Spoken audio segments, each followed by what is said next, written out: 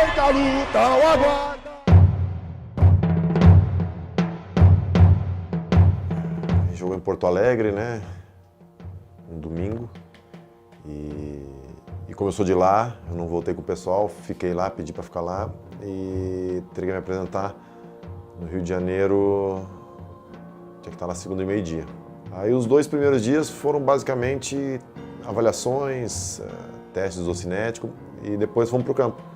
E nós tivemos a primeira semana de treinos muito forte, tivemos uma folga no domingo à tarde. Segunda pela manhã a gente retornou para a Granja para treinar ao meio-dia. E nesse treino de segunda-feira à tarde, que o pessoal fez na musculação e depois foram para o campo, os goleiros trabalharam no campo e foi onde eu tive problema no braço, né? Do meio para o fim do treino, que eu tive a situação do meu braço, que eu até conversei com o treinador do goleiro, pedi para sair porque eu estava sentindo um pouco de dor. Muitas pessoas me perguntaram, pô, mas logo agora? Pois é, mas a gente pensa sempre no pior, né? Mas tem 2 situações, o agora, o antes e o depois. O depois seria melhor para mim, porque eu teria pelo menos jogado algum jogo da Olimpíada, ou então teria jogado a Olimpíada, voltado, jogado brasileiro e machucado mais para frente, ano que vem. Mas o antes é o pior, né? Eu poderia ter machucado antes e nem ter chego aí para a seleção, poderia ter machucado antes e não ter sido campeão pelo Palmeiras da Copa do Brasil, então é difícil a gente ficar se lamentando. Claro que, eu sempre falei isso, é uma briga com a tua mente, né? A minha batalha também, dentro dessa recuperação longa, é isso. E isso vale para os treinamentos também. Eu estou já há um mês fazendo treino físico, né? Sem os membros superiores, e com uma carga muito alta de treino, né? Como se fosse uma pré-temporada, só que de 2 meses. E é difícil tu fazer esse trabalho físico à exaustão, sabendo que tu não vai jogar, porque tu sempre tem a motivação do jogo. Então é mais uma coisa que eu tenho que trabalhar mentalmente para poder aproveitar, entre aspas, esse tempo aí que eu vou ter para me condicionar.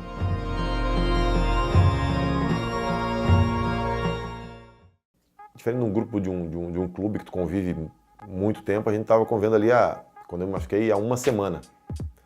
Então não dá para falar de união, essas coisas, mas dá para perceber que era um grupo que tinha entendido a responsabilidade que tinha, isso eu percebi logo no começo, o peso que era jogar uma Olimpíada no Brasil depois do que aconteceu na Copa do Mundo e a cobrança que ia ter.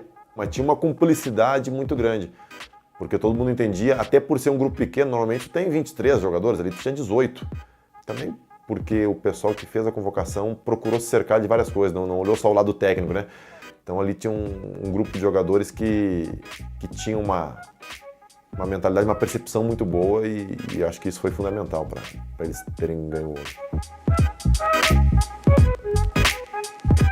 O Gabriel, não vou dizer que eu esperava, mas não me causou tanta surpresa, né? Me causou uma alegria muito grande, uma emoção. Quando eu vi até antes de o pessoal que estava fazendo a transmissão ver, porque eu vi ele passando, eu estava cuidando dele, eu vi ele passando no fundo assim com a camisa verde e eu percebi que era a minha camisa, né? Foi sensacional, já tinha agradecido para ele por telefone, depois agradeci a ele pessoalmente. O Rodrigo Caio e o Gabigol, óbvio que causa mais surpresa porque, entre aspas, são adversários, né? Mas foi o que eu te falei, quando convocaram essa seleção, eles cuidaram em analisar outros aspectos. E um dos aspectos era o lado do caráter, né? E deu para ver que são pessoas do bem, né? O Neymar, também pela liderança dele, né? É um cara que muita gente cobra algumas coisas dele, mas eu não conhecia o Neymar pessoalmente. Depois que eu conheci o Neymar, eu tenho uma leitura para mim muito clara. As pessoas querem um padrão de líder, um estereótipo de capitão e esquecem que cada um tem sua... O Neymar vai ser o capitão, vai ter liderança se ele quiser, mas nunca vai ser igual ao Dunga, igual a liderança do Cafu. São lideranças diferentes. E a gente vincula a liderança do Dunga e do Cafu como as ideais porque eles foram campeões. Então não tem, cada um lidera a sua maneira e ele é muito cobrado por isso e eu acho que até certo ponto ele está certo em não se moldar o que as pessoas querem. Ele tem que ser o que ele sempre foi e o que levou ele até ali. E o Rafinha foi um dos que eu mais me identifiquei porque eu fiquei durante a semana inteira tratando com ele, até sei lá, 3 da manhã, todo dia a gente estava lá, das 7 da manhã às 3 da manhã tratando, e eu via a luta dele a minha e a dele, né? As nossas lutas para conseguir jogar. Mas foram atitudes que com certeza me marcaram muito, sim.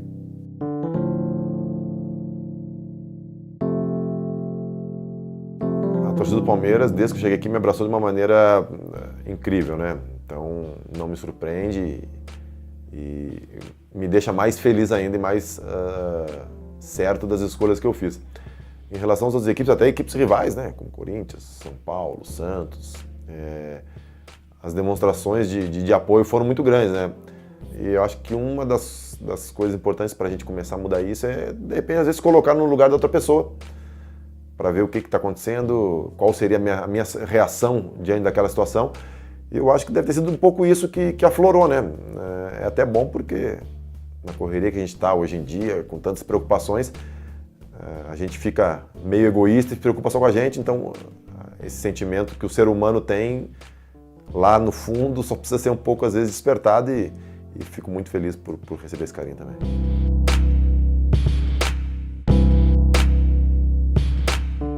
No momento da convocação foi uma alegria total, né?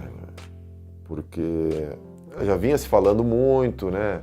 Que meu nome estaria, mas a gente não tinha garantia nenhuma. Então foi uma alegria enorme. E tinha planos, né? Meu pai, principalmente, já estava lá em Brasília com um hotel reservado, depois ia a Salvador. E no momento do corte, o problema mais difícil foi que eu tive que dar a notícia, né? Porque antes de fazer os exames eu já sabia o que tinha acontecido, né? A nossa ideia era que eu treinasse sábado quase normal para segunda-feira treinar normal. E aí então eu estava esperando uma notícia boa, né? E veio uma porrada dessa, né? Aí foi complicado porque eu também tinha que passar uma tranquilidade, tinha que passar que eu estava bem, né? Mesmo não estando. Eu tinha que passar essa imagem porque se eu tivesse com eles fisicamente era outra coisa, mas por telefone eu imaginava o quanto eles iam sofrer junto comigo com isso, né? Mas, bom, aconteceu, passou e agora a recuperação estão sendo importantes porque são eles que me dão força, são eles que conversam comigo, são eles que me distraem quando eu estou com a cabeça um pouco complicada. E meus filhos, apesar de... Minha esposa, sim, já tem essa noção, mas meus filhos, apesar de ter 8 anos só, eles têm uma percepção muito boa das coisas, né? Então eles estão me ajudando muito também nessa fase de recuperação.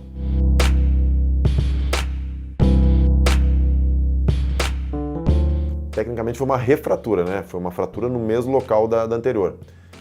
E muitas pessoas me perguntaram, mas o que houve? Acelerou a volta, não acelerou? Foi algum descuido? Não, porque se eu tivesse acelerado a volta e tivesse sido esse o motivo, eu teria nos 2, 3, 4 primeiros meses, teria tido um problema. Mas eu fui ter o problema 2 anos e meio depois, então 2 anos e meio depois dava para consolidar essa fratura 10 vezes, né? Já tinha passado o prazo de risco, que o prazo de risco que eu corri, que eu aceitei correr, era aquela reta final do Campeonato Brasileiro de 2014, né? Naquela época eu estava jogando e treinando à base de anti-inflamatório e analgésico, né? Porque se eu não tomasse, eu não conseguia treinar. E se eu não treinasse, eu não conseguia jogar. Então o momento crítico mesmo foi aquele do final de 2014, que o risco era grande, mas não aconteceu nada.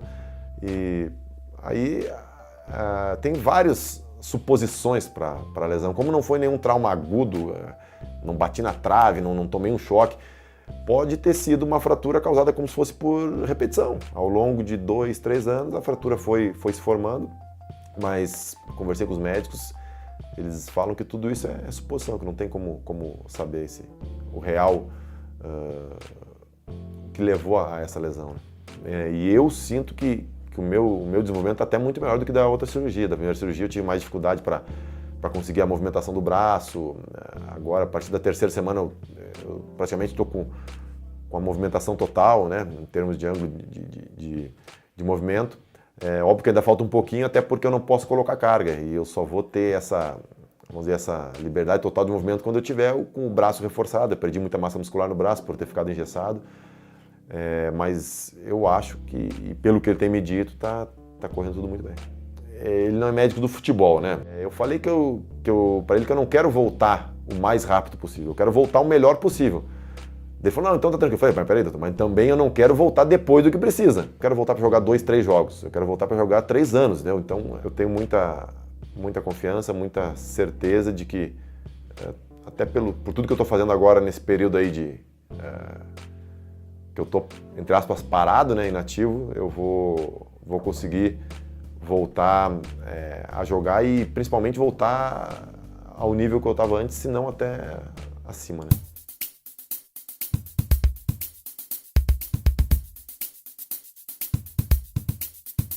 Ele chegou aqui em 2014, né? Naquela reta final de 2014. E 2014 não jogou, 2015 jogou um jogo, 2016 não tinha jogado nenhum jogo, então em 2 anos e pouco jogou um jogo só. É complicado. E ainda mais numa fase decisiva como tá, né? A disputa pelo brasileiro tá muito equilibrada e não é uma entrada trabalhada no time, é uma entrada abrupta. E normalmente o goleiro é assim. E o Jailson vem se preparando ao longo de muito tempo. Teve uma infelicidade também ano passado, na reta final da Copa do Brasil, né? Que ele rompeu o tendão, uma cirurgia chata também para se tratar, né? Conseguiu tratar bem, conseguiu voltar bem e está colhendo o que ele plantou. Eu acho que isso não tem mistério. Nada cai do céu para ninguém. Não adianta tu ir lá ajoelhar, rezar para jogar bem se tu não fizer por onde. Então é merecedor de tudo e o jogador sente também quando vem essa energia da arquibancada passando confiança para ti, ainda mais numa situação dessas, é um ponto positivo a mais para conseguir fazer um bom trabalho. A torcida do Palmeiras está sendo sensacional, né? E eu falo isso desde 2013, quando estava na Série B. Depois de 2014 a gente passou um momento muito difícil aqui. A gente só nota um pouco, às vezes, um pouco mais de ansiedade além da conta. Eu acho que justamente por isso. Eles começam a olhar para trás, vem o sofrimento que a gente teve ano retrasado e vem a perspectiva que tem de conquistar um título importantíssimo, ou 2, né? E em alguns jogos, que é normal no brasileiro, tu não vai ter 90%, 100% de aproveitamento. Eu vejo às vezes os caras falam, mas o Palmeiras perdeu ponto bobo. Pô, mas no Campeonato Brasileiro não tem como. Eu nunca vi um campeão brasileiro com 38 vitórias. E o importante é a constância. E a gente está sendo muito regular. Então, eu acho que o apoio da torcida é fundamental. E isso a gente não precisa nem pedir, só lembrar. E vai ser um campeonato, na minha opinião, brasileiro, vai ser um campeonato emocionante. E a gente, se Deus quiser, pelo equilíbrio que tá, a gente tem, nas últimas 3 rodadas, 2 jogos são em casa, né? Botafogo e Chapecoense. Se Deus quiser, a gente pode fechar com chave de ouro e conquistar o título em casa. Gostou desse vídeo? Clique em curtir.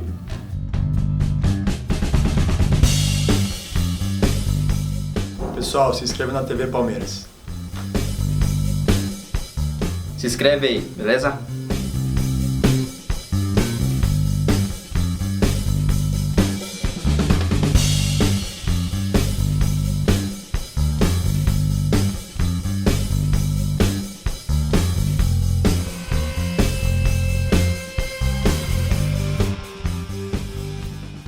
Vem pra Fã, seu primeiro passo para o futuro.